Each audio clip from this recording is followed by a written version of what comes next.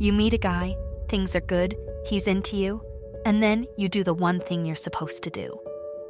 You let your guard down and you show him you're into him too. And the second you do, he changes. He pulls back. He goes cold. The attention you got last week is just gone, and you're left staring at your phone, wondering what on earth you did wrong. Here's the part that's going to be hard to hear. You didn't do anything wrong by liking him. But there are 5 things women do.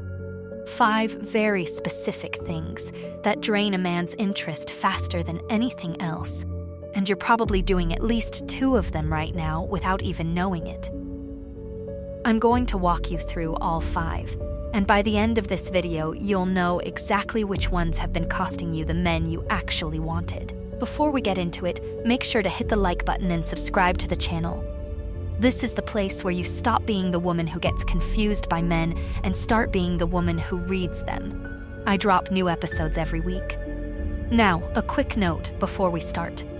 This isn't about blaming yourself for being kind. It's about seeing how kindness gets read by a man's brain when it shows up at the wrong time, in the wrong amount.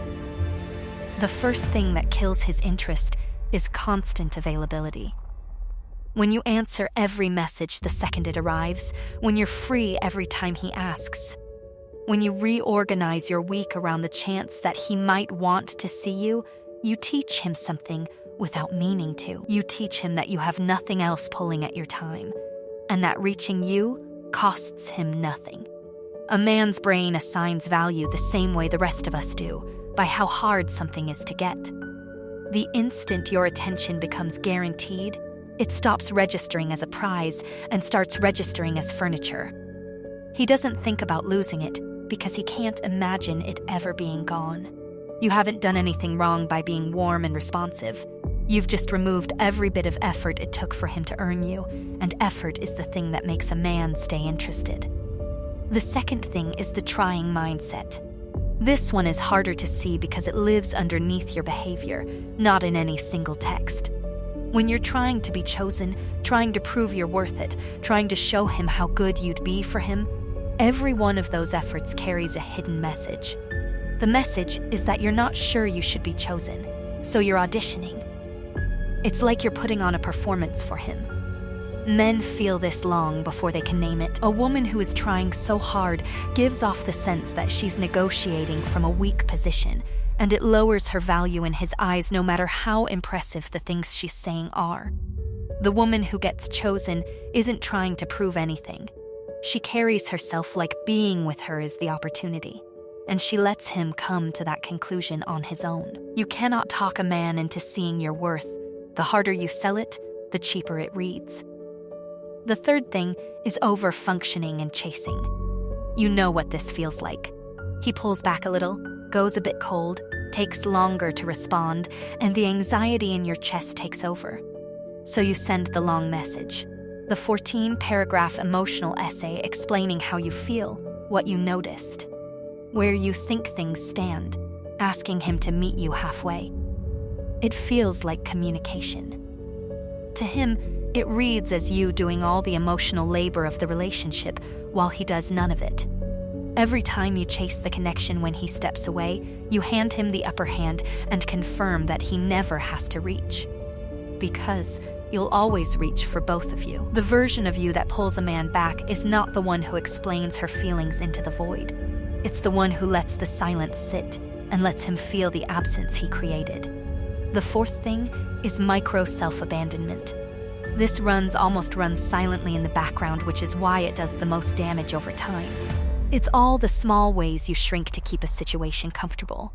You let the low-effort dates slide. You stop mentioning the things that bother you so you don't seem difficult. You tell yourself his bare minimum is fine, because at least he's around. Each of those little surrenders feels like keeping the peace, but a man reads them as data about how you see yourself. When you tolerate being treated as an afterthought, you're not teaching him patience.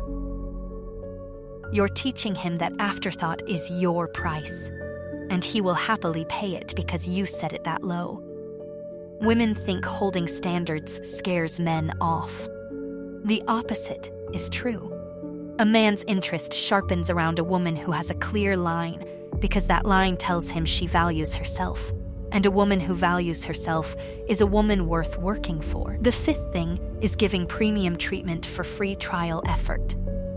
He gives 20% and you respond with 100. He texts once and you plan the whole weekend in your head. He shows mild interest and you offer girlfriend-level devotion before he's earned a single thing.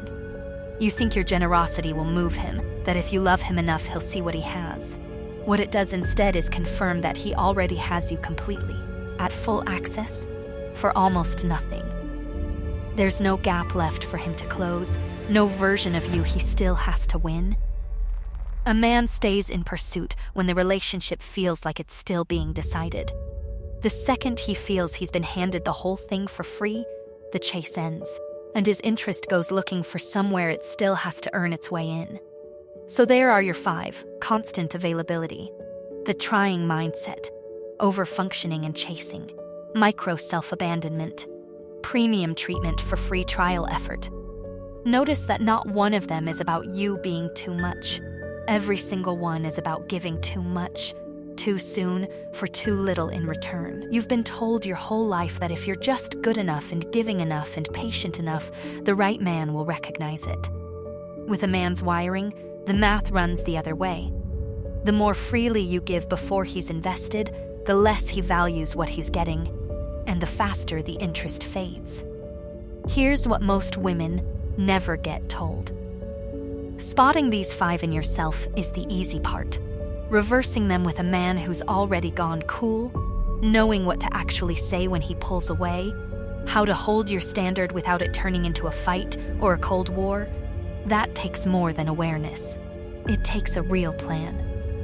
If you want to know exactly how to use this, I put everything you need into my program called The Obsession Code. Just hit the link in the description to learn more. Thanks for watching, and I'll see you next time.